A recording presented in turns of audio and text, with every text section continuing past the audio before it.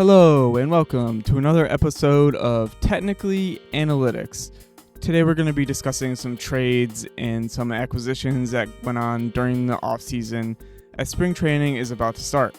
We're going to start with my team, the New York Mets, who were very active this offseason after kind of a slow start.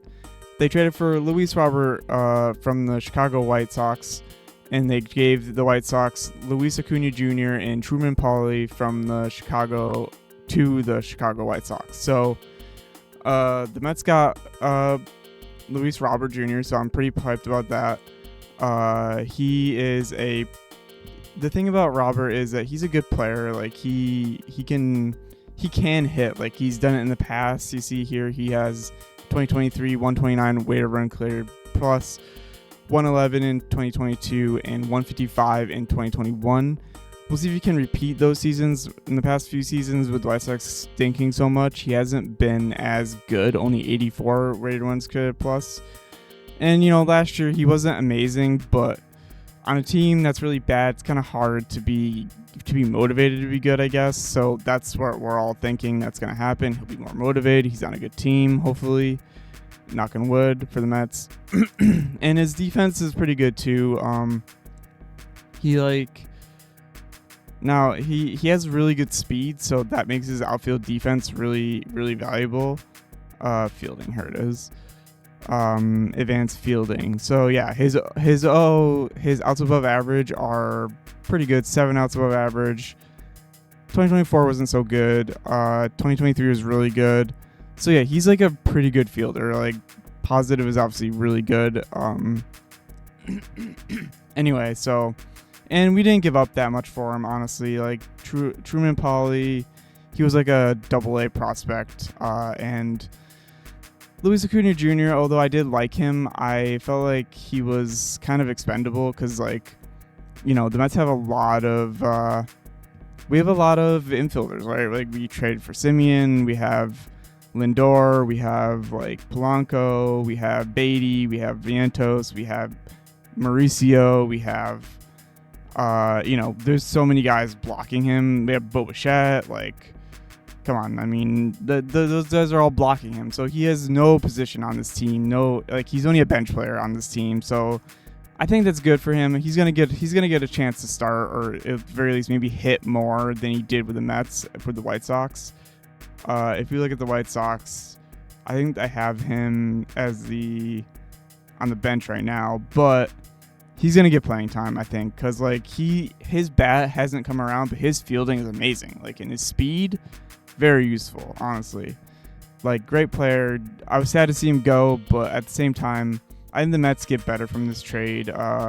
If Robert can put on a performance like 2023, 2022, 2021, I mean, it's a great trade, right? So the next trade, staying with the Mets, we have Freddie Peralta and Tobias Myers coming to the Mets, and the Mets trade Brandon Sproat and Jet Williams to Milwaukee.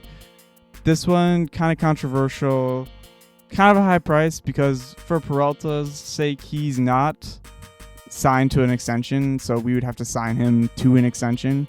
He has 1 year left this season, and he's been the best pitcher in baseball for a few seasons now. I mean, you look at his record here and his stats, you're not going to find many better pitchers out there. There are better ones, but a consistent 3 ERA guy, almost always at least a starting point for a Cy Young conversation. The guy can give you a 2 or under 3 ERA, but he's never above 4, except for his first 2 seasons, but those were kind of outliers. Solid pitcher. He's an ace. We finally got an ace after a couple seasons of not really having one. So we need to re-sign him. That's the thing. This deal is only good if we re-sign him.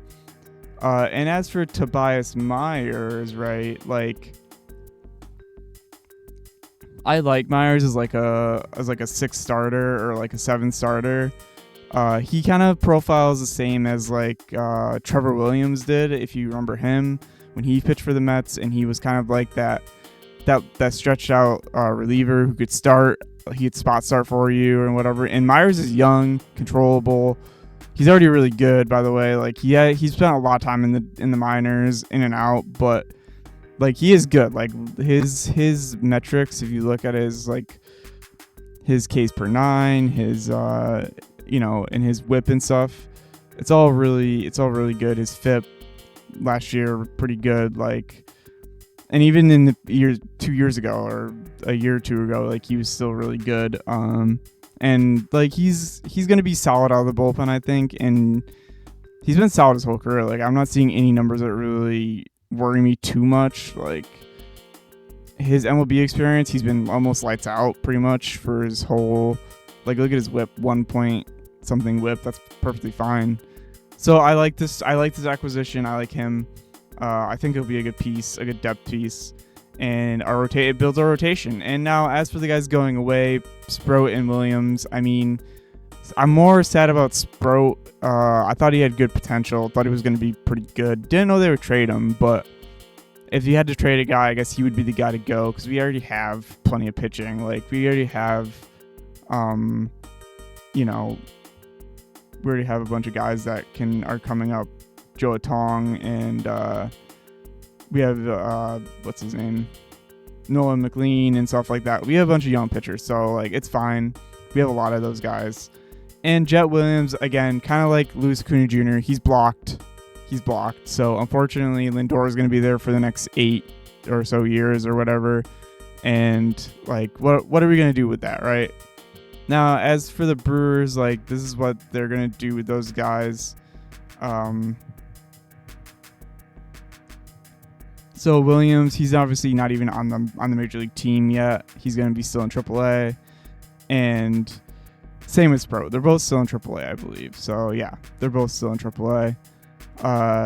So like, it's kind of fine. I'm not too mad about it. You see, he's here in AAA, and then I believe Sproat's also still probably in AAA too. Yeah, still in AAA. So like, they're good prospects. Don't get me wrong, but we got an ace. We got some guys, so we got guys we can win now with, right? The Brewers are kind of building for the future. We're winning now. So that's how I'm looking at it as a Mets fan. And the next trade we're going to talk about, actually, we could talk about Mike Tauchman agreeing to a contract with the Mets for the 2026 season. Tauchman, if he's good, I'll say he's really good. Like, he can slug. He's more of an on-base guy. Like, he's really good at getting on base, so I can see it. Like, maybe he'll be good for us, hopefully. I don't know. Like, I don't hate it. I mean, if he has a season like he did last year, but plays, 93 games, I'm happy with this off the bench for a fourth outfielder or something. Like, that's fine. Yeah, I'm happy with that signing. That's cool. So next we have the Texas Rangers trading for Mackenzie Gore from the Nationals for a bunch of prospects. This is an interesting one. Gore, the knock on him is honestly just like, he's great for the first half of the season, and then in the second half he kind of just falls off a bit. So yeah, that's what happens with Gore, unfortunately. Like, his ERA is kind of like, he was better in 24, but that's why his ERA is so high, and his FIP kind of high. Although it's been better recently, but he's been falling off at the second half pretty much, and that's kind of what his knock is. So we'll see if the Rangers can fix him. Kind of a pitching house there. A bunch of prospects with this trade. I don't know if, like, I didn't recognize any of the prospects, so I'm not really gonna go over that, but they had a bunch of like prospects that went there. And another similar trade where the Boston Red Sox traded Jordan Hicks to the White Sox, inter-Sox trade. Hicks is a reliever / starter. Throws really fast. Like, he throws like 102 or something, 103.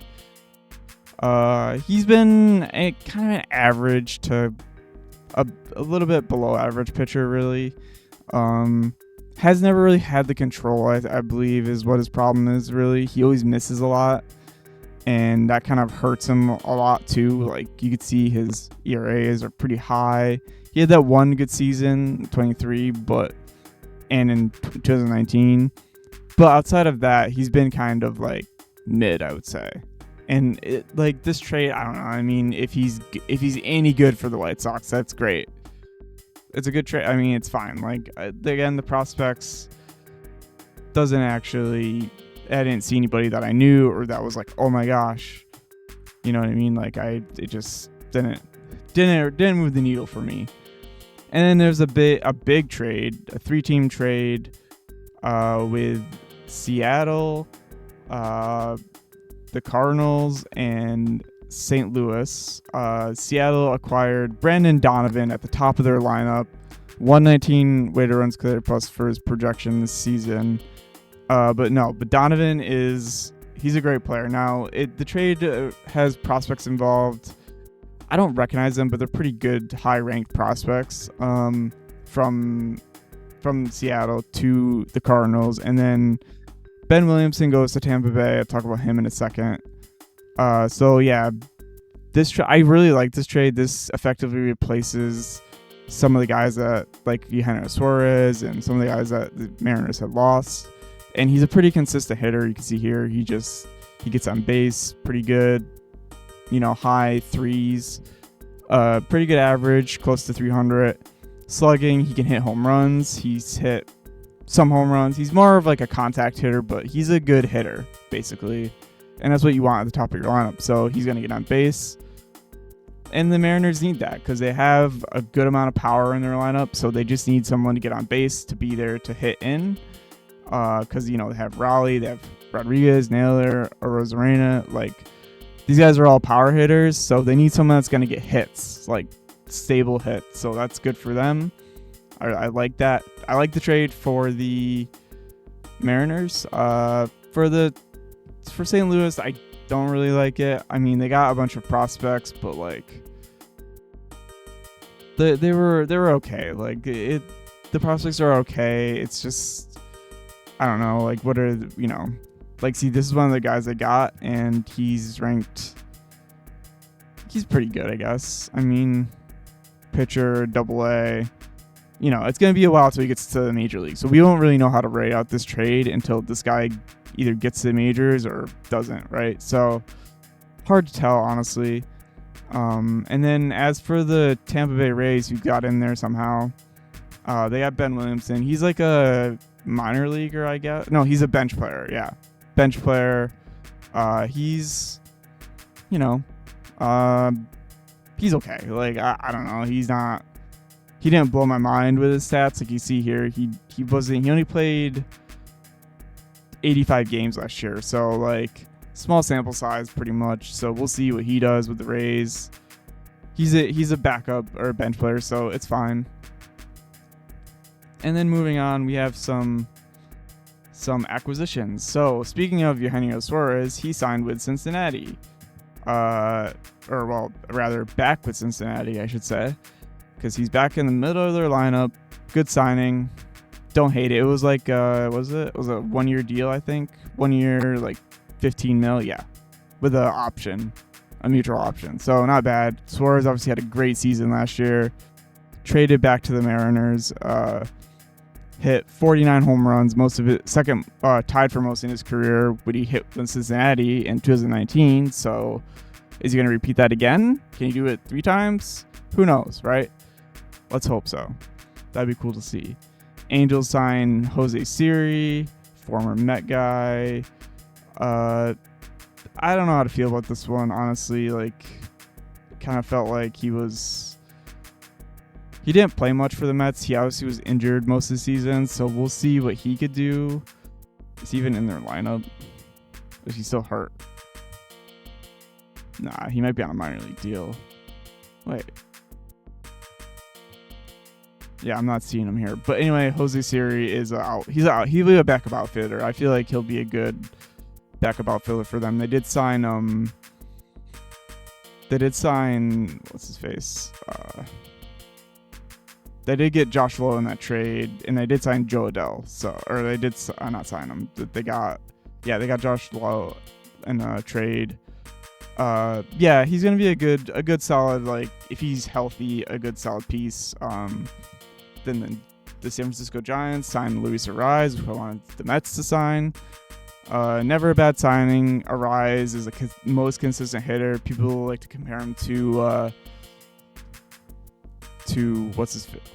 forgot his name, the Hall of Fame guy.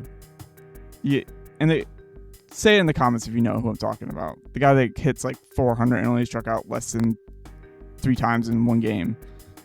Only one game he struck out 3 times. So yeah, Arise, consistent hitter, batting title winner. His on base is insane. His average is high. Like he has a career 317 average. Like, come on.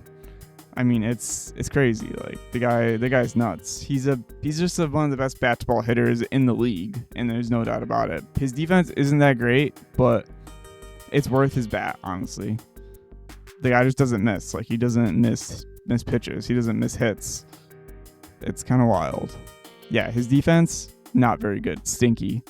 But you don't sign him for that. You sign him for the hitting. So, and next we have the White Sox sign Austin Hayes and Sir Anthony Dominguez. So I would say these are good signings. These are guys that are proven. Hayes is going to slide in right field. And the White Sox also signed that Japanese player. Pretty good.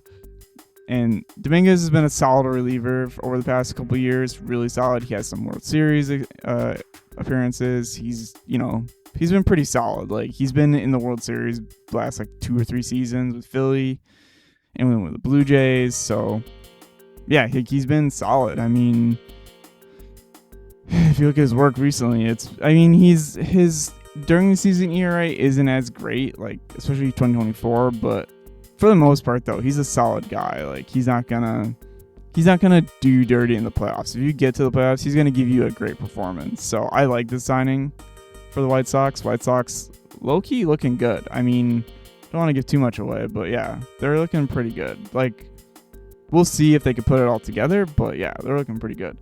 And the last one, the Mets signed Craig Kimbrell to a minor league deal. This one I do like, kind of depth for a bullpen. We have a lot of relievers hurt, as you can see, a lot of pitchers hurt. So this is a good one, just because it's like, all right, we have someone that has a lot of experience, so they can come in, pitch a little bit, So having Kimbrell in there is good. That's a good backup to have. And that's basically it. That's a roundup. We'll see if any more big moves happen before spring training. Make sure to stay tuned in though, because the World Baseball Classic is coming on March 4th. So I'm gonna be watching as much as I can, I guess, and hopefully I can do some content on it. So thank you for watching, and make sure to like and subscribe.